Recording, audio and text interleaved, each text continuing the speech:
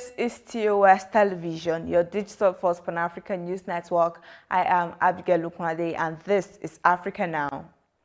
Aliko Dangote has retained his position as the richest man in Africa for the 11th year in a row with a net worth of $13.9 billion, according to the 2022 edition of the Forbes 10 Top Africa's Billionaires list.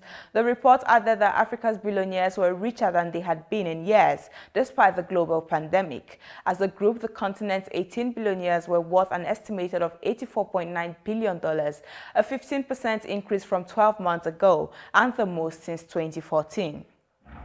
Now, a Ugandan award-winning author and prominent government critic was on Tuesday immediately rearrested again after a court freed him on bail, his lawyer said. On December 28, gunmen broke down his doors and detained him in Communicado at an undisclosed location. He was charged with offensive communication on January 11 for tweeting about Museveni and his son, a military general many Ugandans believed is being groomed to succeed his 77-year-old father, who has held power since 1986. Now, over 1,000 people gathered in Burkina Faso's capital, Ouagadougou, on Tuesday to celebrate Monday's military coup that ousted President Roch Kabore, dissolved the government, and suspended the constitution. The army, live on state television, cited Kabore's inability to unite the West African nation and effectively respond to challenges, which include an Islamist insurgency, TOS News reported. The United States, the United Nations, regional political bloc ECOWAS, and the G5 group of Sahel nations all condemned the coup. ECOWAS, in a statement, said that Kabore was forced to resign under threat, intimidation, and pressure from the military, and that it will hold an emergency summit to discuss the response in the coming days. The Libyan House of Representatives on Tuesday listed the conditions set for serving as the country's next head of government. The conditions are: the next prime minister must not be a foreign citizen, he must resign from their current position, and must sign a pledge not to run for the upcoming elections, according to a statement on Facebook by the parliament spokesman. A child and 8 others died in floods and mudslides caused by heavy rainfalls in southwestern Uganda. The heavy rains also destroyed homes, roads, and other infrastructure. Uganda's weather department on January 19 said that although December, January, and February is generally characterized by sunny and dry conditions, some parts of the country were receiving off-season rains. This is your digital first Pan-African news network, TOS Television. You're watching Africa Now. Business and more coming your way after the break. To stay tuned.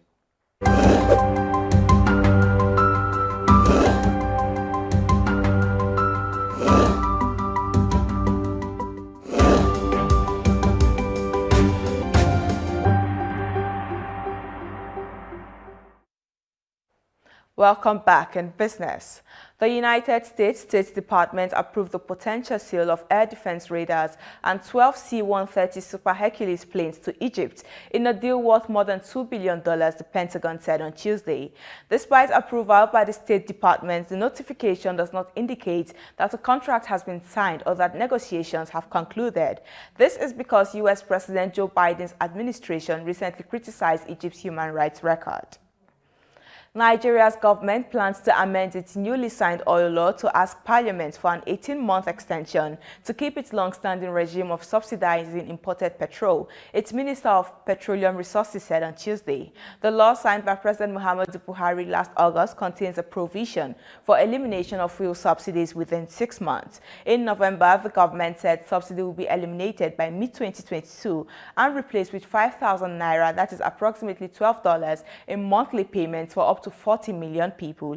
Hidden World Bank's call to scrap the payment to cut its deficit forecasted at 3.42% of gross domestic product this year. Now moving away from business to security matters. Senegal's army on Tuesday said that 2 of its soldiers were killed and 9 were likely taken hostage in the Gambia when they went missing during a clash with separatist rebels from Senegal's southern Casamance region. Rebel group, the Movement of Democratic Forces for Casamance, which was formed in 1982 to fight for independence, has been blamed by the Senegalese government for occasional attacks since a ceasefire in 2014. At least 12 civilians were killed by suspected Islamist militants who attacked two villages in Eastern Democratic Republic of Congo, two local human rights groups said on Wednesday. The militants are reported to have killed and burned houses and motorbikes in the raids, although no group has taken responsibility for the killings. The Allied Democratic Forces, ADF, are believed to have attacked the villages on Sunday night. And now to sports. Achraf Hakimi scored a brilliant free kick to send Morocco through to the quarterfinals of the African Cup of Nations with a win over Malawi. Also on Tuesday, Senegal followed Morocco into the quarterfinals after beating 9-man Cape Verde 2-0 in Bafoussam. Senegal seeking to win the flagship African competition for the first time after twice finishing runner-up to meet Mali or Equatorial Guinea on Sunday in the quarterfinals. And that is it on Africa Now. For more updates, to visit our website at www.TOSTVNetwork.com. Follow us and like our social media handles on Facebook, Twitter, and Instagram. Remember to subscribe on YouTube. To stay with us and enjoy more programs on TOS Television Network. I am Aliko Dangote. Thanks for watching.